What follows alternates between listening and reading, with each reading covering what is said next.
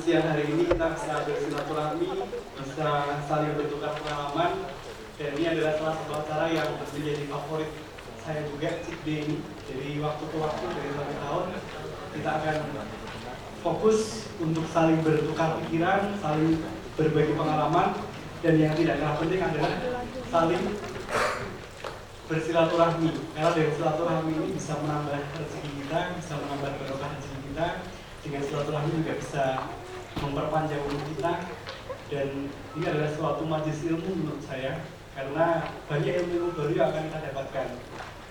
Bahkan beberapa kata-kata bijak menyampaikan bahwa ketika seseorang itu mempermudah langkahnya menuju majelis ilmu, maka dia akan dimudahkan langkahnya menuju surga.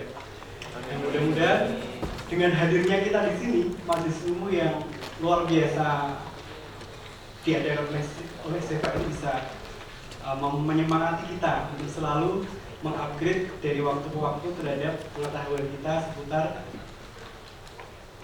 ayam yang kita pelihara di kandang.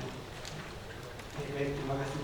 Jadi memang apa yang selama ini kita pahami di broiler modern ini dari waktu ke waktu terus mengalami suatu perubahan yang sangat signifikan.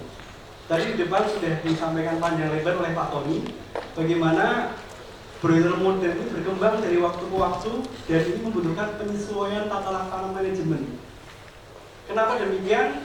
Terutama di Indonesia, ini kondisi yang kadang-kadang di luar kendali kita mempengaruhi kebijakan kita dalam melakukan tata laksana pemeliharaan ayam broiler. Ada dua kata kunci di presentasi saya. Pertama adalah relative growth, kedua adalah broiler modern.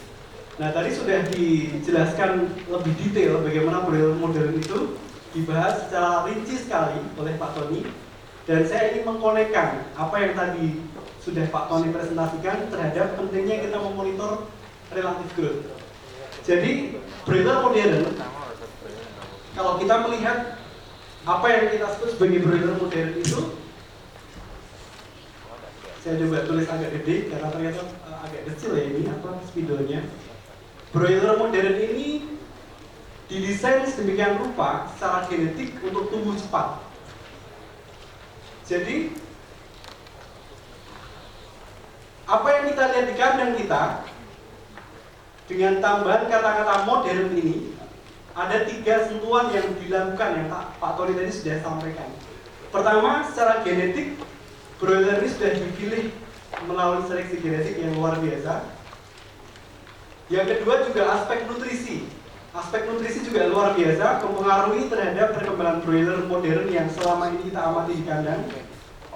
Kemudian yang ketiga adalah yang berhubungan dengan tata laksana dan perkandangan atau housing. Sekarang berkembang lebih banyak kita melihat kandang-kandang close house, baik yang dengan evaporative system ataupun yang belum, yang sistem tunnel. Dan ternyata ketiga macam pendekatan itu semakin mengoptimalkan potensi genetik yang dimiliki oleh ayam broiler tadi, sehingga potensi yang dimiliki itu terekspresikan dengan baik dengan menunjukkan performa yang ideal. Nah, untuk mengupas lebih dalam, saya coba kaitkan dengan relative growth.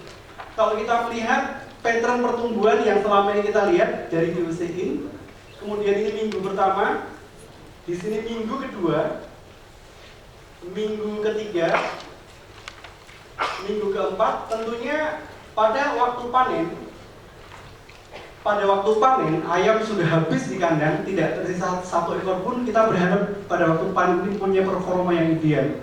Tadi pagi sudah disinggung oleh Pak Edi bahwa memang tercapai berat 2 kilo, sekian, 2,0 sekian, FC 1,45, umur 34 hari, kematian di bawah 2%. Potensi genetik itu akan muncul, terekspresikan dengan baik. Dan inilah tujuan kita, bagaimana mengoptimalkan agar broiler modern yang secara genetik sudah mempunyai potensi itu betul-betul terekspresikan dengan baik, dengan performa yang maksimal pada waktu panen. Ternyata hasil pengalaman kami di lapangan, hasil yang kita dapatkan di akhir pemeliharaan berjalan, ternyata sama-sama kita pahami fondasi awal di minggu pertama ini menjadi salah satu poin yang amat sangat vital sekali.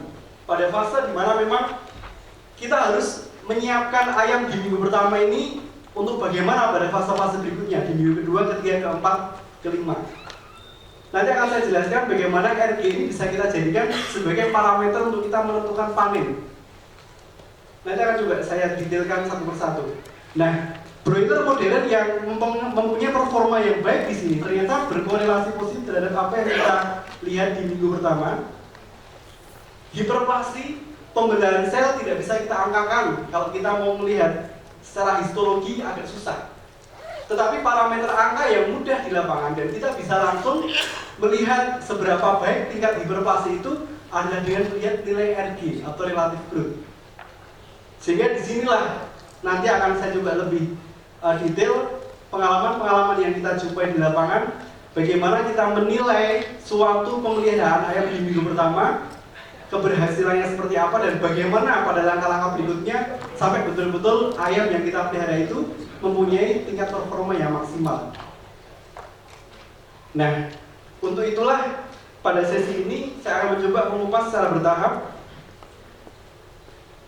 apa yang dimaksud dengan RG. Masalah broiler modern sudah dijelaskan secara gamblang oleh Pak Tony. Saya akan fokus ke apa itu relative growth. Nah, sebetulnya ini sudah pernah saya tulis pada waktu itu di majalah Trobos 2016 pada waktu bulan Agustus. Sudah saya coba kupas lebih detail di majalah tersebut, dan memang pada waktu itu juga kita mulai lebih detail memperhatikan RG di masing-masing kandang yang ada di internal kami. Dan ternyata memang dalam pengalaman berjalan dari bulan pertama, kedua, ketiga, keempat, kita sama-sama bisa menemukan manfaat dari parameter RG di minggu pertama. Yang sudah-sudah paling berat, paling FC, paling depresi di awal, tetapi pada waktu kita lebih zoom ke RG, ternyata ada manfaat lebih yang bisa kita dapatkan. Dan ini sebenarnya terinspirasi CICD 2006 pada waktu itu.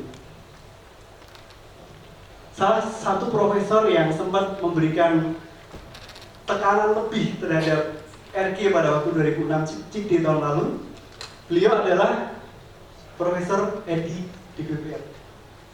Beliau adalah salah satu yang memang melakukan penelitian lebih detail bagaimana performa itu memang betul-betul diawali dari pertumbuhan fase awal sampai kita bisa menghitung berapa baik tingkat RG yang akan berdampak terhadap pertumbuhan-pertumbuhan pada minggu-minggu berikutnya.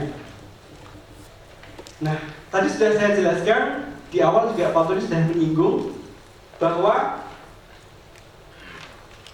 pada fase kritis 7 hari ini ayam mempunyai pola tumbuh yang lebih mengarah ke hiperplasi sebelum dia mengalami hipertrofi. Salah satu upaya kita untuk mengoptimalkan agar bagaimana RG itu optimal, kita harus fokus pada pola tumbuh hiperplasi di awal. Titik-titik kritis mana yang itu mempengaruhi terhadap pola tumbuh di minggu pertama ini harus kita tekan seminimal mungkin. Dan RG ini sebenarnya adalah erat kaitannya dengan berapa berat pada waktu kita menerima DOC, waktu day on arrival. Nah, kebetulan kami ada di suatu